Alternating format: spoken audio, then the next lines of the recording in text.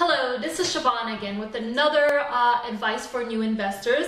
This one is aimed directly at investors investing in real estate or pretty much anyone doing any work on a home. If you are working with a contractor, you want to make sure you get a contract. A contract should outline exactly all the details of the project. It should outline dates when things are expected to be done and exactly how much the price is going to be. The reason you want a contract is you want to ensure that the person's going to stick to the project timeline and the price. And you know, God forbid something should go wrong, at least you can, in the court of law, you can show this contract of the work that you expected that wasn't performed. So a lot of times we use friends, or we use a handyman, or we use someone that we know. So we may not get a contract because we may trust a person. We may feel that they're a friend, I can trust them, I don't need to get a contract. But my fervent advice is get a contract, because you can always refer back to it. You can always call the person on, look, this is what you said you were going to do, this is by when you said you were going to do it, and this is how much it's going to charge. You were going to charge. Now, the reason I'm mentioning this, because I've made some mistakes myself. I've used a friend who was a contractor.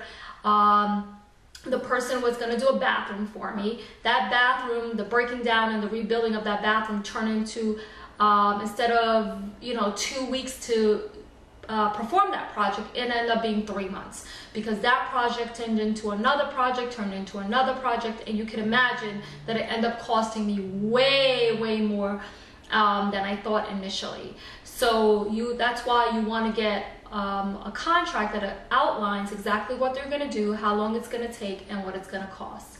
And sometimes it can be a little challenging to stick to what you initially agreed to, because especially when the person is a friend, because you take their word of advice. Sometimes you feel like, I don't want to offend them, that they don't think that I trust them. That's why I'm asking for a contract. But if you do feel a little funny about doing that, and you feel a little concerned about it, what I would do is say, you know what, I always get a contract. That's just something I always do. This way they don't feel that you don't trust them.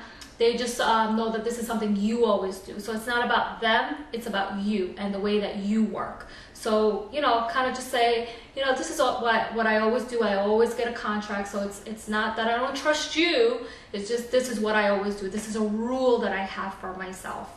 Okay? So again, always get a contract. Always put all the details of what you expect to be done.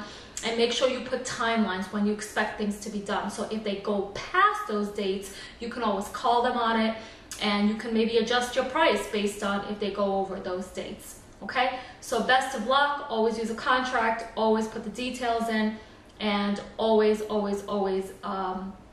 a contract. That's one of the best advice that I could give people out there. Okay? So best of luck in your investing.